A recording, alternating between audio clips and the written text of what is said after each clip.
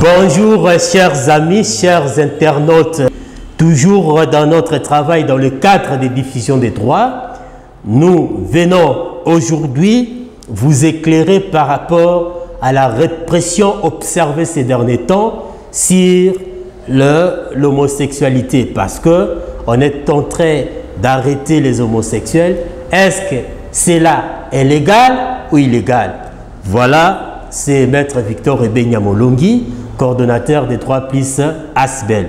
Droits Plus, c'est une structure qui s'occupe de l'étude, de la formation et de la diffusion des droits. Et aujourd'hui, dans le cadre des diffusions des droits, nous allons analyser un peu cette injonction du ministre de la Justice donnée au parquet pour arrêter les homosexuels.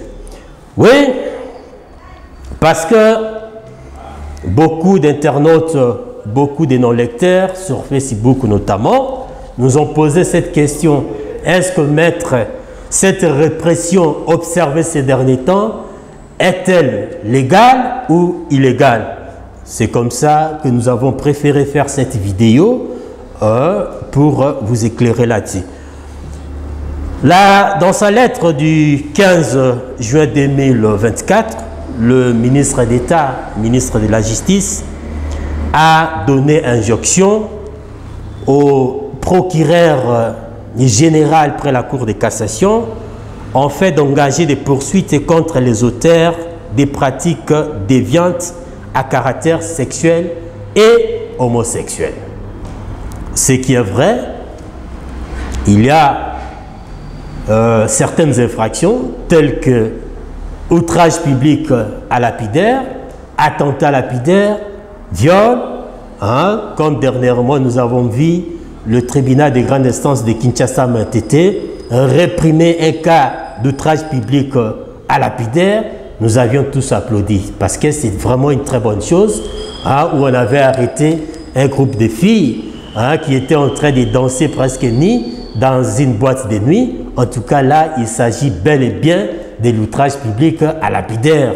Et dernièrement, nous avons vu un pasteur, je crois le pasteur Baraka, proférer des injures sur Facebook, en train d'injurer ses abonnés, et nous avions pensé que non, ça serait aussi une bonne chose pour le parquet d'engager des poursuites là-dessus, parce que la loi réprime ce genre de comportements. Surtout que non, ces injures faisaient partie de ce qu'on appelle toujours les outrages publics aux bonnes mœurs. Nous exhortons également les parquets à engager des poursuites là-dessus. Mais en ce qui concerne l'homosexualité, est-ce qu'aujourd'hui, peut-on arrêter des homosexuels? D'emblée, nous pensons que la loi n'a pas prévu ça. Contrairement à d'autres pays, contrairement à l'Ouganda, contrairement au Cameroun, où on a érigé cela en infraction, mais chez nous, ici en République démocratique du Congo, cela n'est pas érigé en infraction. Pourquoi est-ce que nous le disons? Vous savez, il y a la Constitution, en son article 17, l'article 17 dispose ceci, à partir de l'alinéa D. Nul ne peut être poursuivi, arrêté, détenu ou condamné, converti de la loi et dans les formes qu'elle prescrit. Là, c'est ce qu'on appelle le principe de la légalité des délits et des peines.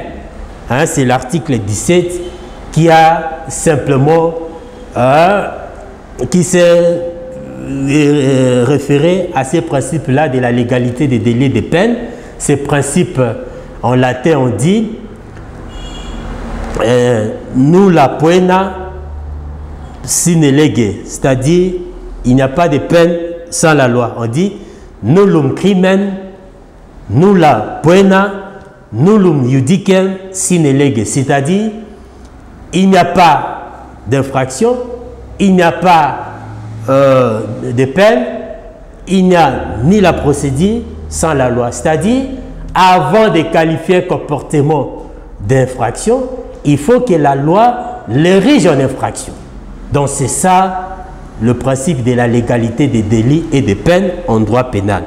Et la Constitution est claire là-dessus, l'article 17 alinéa D que je viens de vous lire. Et cet article dit même que nul ne peut être poursuivi pour une action ou une omission qui ne constitue pas une infraction au moment où elle est commise ou au moment des poursuites.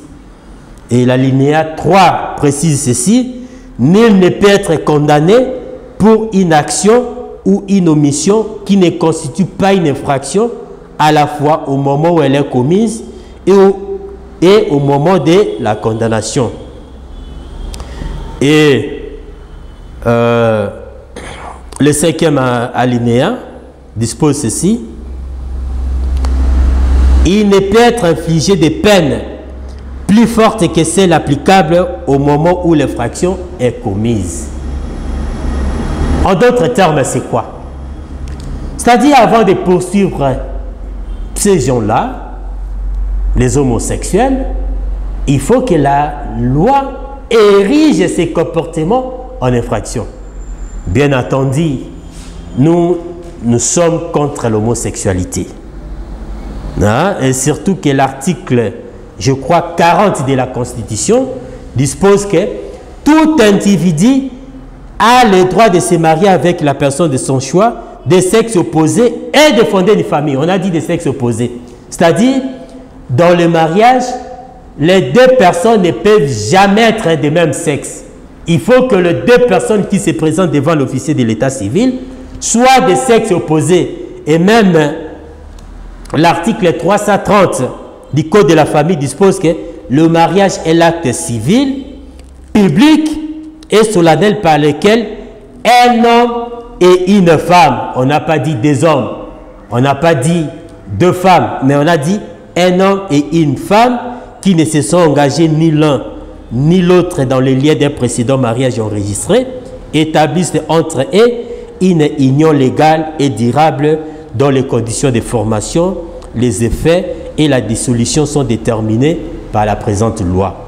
Autrement dit, sur le plan civil, les droits congolais n'admettent pas qu'on puisse célébrer le mariage homosexuel. Là, nous sommes d'accord. Nous sommes d'accord qu'on ne puisse pas célébrer le mariage homosexuel. Donc, sur le plan civil, l'homosexualité est interdite. Mais sur le plan pénal, il n'y a pas une loi qui a érigé ça en infraction. Parce que l'infraction, c'est quoi? Il faut qu'il y ait la peine applicable. Et dans le cas d'espèce, il n'y a pas la peine applicable. D'où nous conseillons à son Excellence, Monsieur le ministre d'État, que s'il veut effectivement réprimer l'homosexualité, il doit plutôt préparer un projet de loi.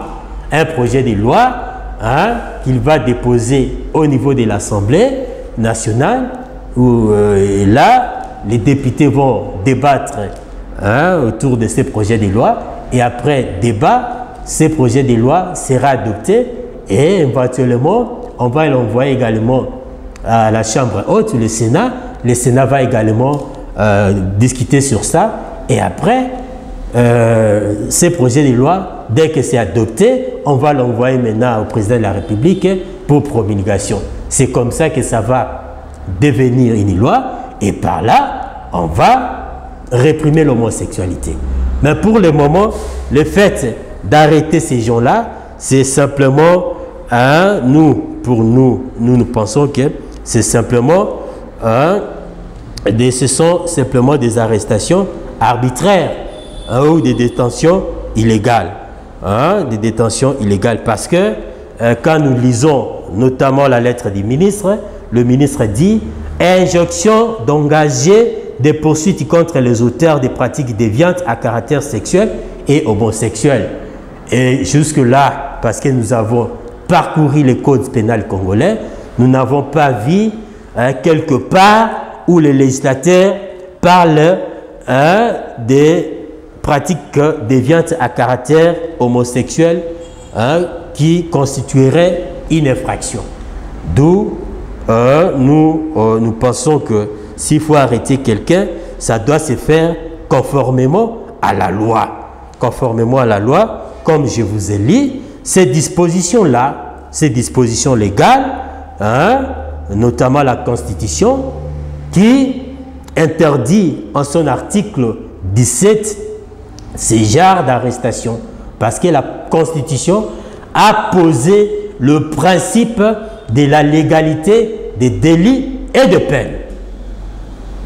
Merci, nous vous remercions et nous vous donnons rendez-vous à la prochaine occasion, toujours dans notre émission Que dit la loi, et nos portes sont toujours ouvertes également pour les éventuels partenaires et même des sponsors. Merci beaucoup.